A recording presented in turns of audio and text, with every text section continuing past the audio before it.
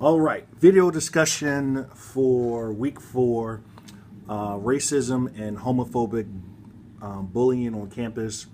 The article was a decent read. I want to answer the question to summarize both of their experiences and take a position on whether each man had experienced racism and bullying. To be honest, they both experienced racism and bullying on their particular campus. One of the things that I realized reading this and taking some of this in is people will do and say what they want, the lifestyle that they choose to live. I know some people say you're born that way. Whatever the situation may be, you have to adapt, and you really shouldn't have to adapt too much. But the homosexual lifestyle, although it's 2015, it's still a bit taboo, and so people aren't comfortable. People will tell you that they're not comfortable with another homosexual man, especially men.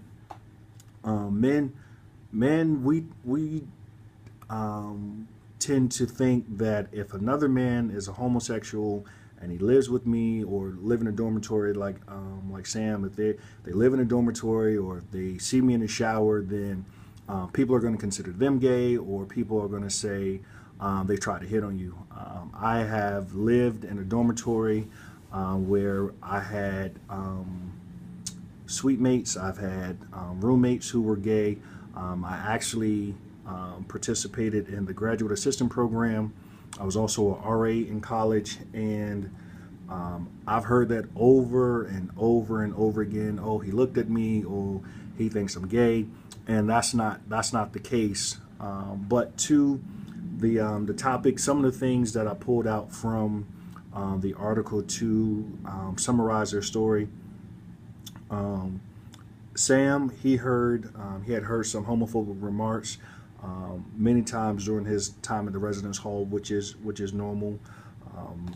He felt that it was unfriendly. It was an unfriendly location for gay men of color. I'll deal with that in a little bit. Also, his roommate had made a couple of jokes about his lifestyle after he opened up to his roommate. It does take something to open up to your roommate and to tell your roommate that, hey, I'm gay or whatever.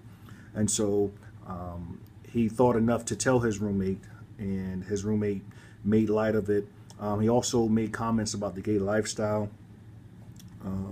He also shared negative experiences that involve sexual orientation on campus. Also, he's heard several times, or he's heard people whispering or calling him a queer, and using other negative words to describe his sexuality. He also experienced, he said that his residence hall was not welcoming, and it had become a hostile place due to the indirect statements. So that's Sam's summary. Gary's summary is somewhat close. It didn't go into a great detail about the his sexual orientation, but they dealt with the race issue. And for his friend, that he didn't, his friend basically telling him that he didn't like a drunk native to be in his room. He was offended by that. So he has a very long background as far as his ancestry. So not looking the part, that's another thing. Like, sometimes people don't know who you are, what you do, until they look at you, and or look beyond what they see. And so Gary said, like, hey, I kind of look white, but my friend, he doesn't. And so for him to experience that, or for his friend or his former friend or classmate rather, to make that assumption and say, hey, you know, I don't want this person around me. And him being the same thing is kind of ironic. Also, he felt that being gay was something that he had to hide. I know a lot of people do that. They feel that they have to hide it because they have to fit the part or they have to play the role.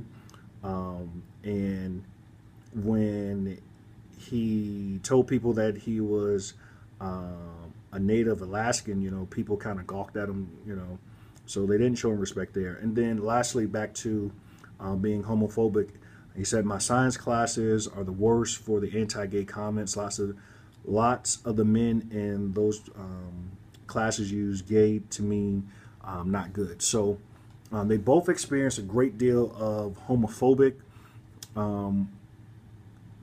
Gary, on the other end, dealt kind of directly with, you know, the racism part. And Sam, he also directly was affected with the racism issue as well, because like I said, in general, homosexuality is kind of taboo for the country. People are just still trying to fill it out. You know, everybody's,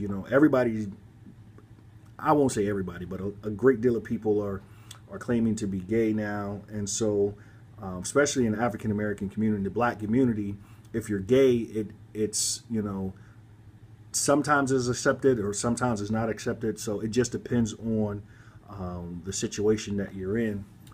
To the other question, take a position as to whether each man has experienced racism or bullying. Again, they both experience racism. Bullying, I understand based on the article and some of the other things that I read, but I don't see outright bullying because they weren't directly affected. I mean, it was an indirect. You know, that's just like a young lady walking down the hall and a guy, you know, do a cat call. You know, is that really damaging her at the end of the day? I can't speak for her.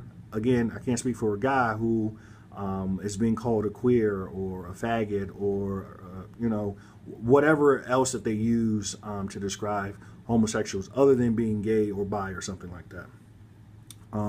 One way that we can bring awareness, one of the things that, because Sam lived in a residential hall, I think one of the biggest things you can do is staff training, training your hall directors, training your RAs, training your GAs, because you guys they are the first line of defense. And so anytime you have people who don't appreciate who you are, and they're supposed to be a resource to the college or university, then they shouldn't be there. So staff training for them. Make students aware of their environment. A lot of times students aren't aware of what's going on in their environment. Host workshops and seminars on diversity and awareness, and then just have a zero tolerance zone for racism and bullying and being homophobic. So that is my discussion for week 4.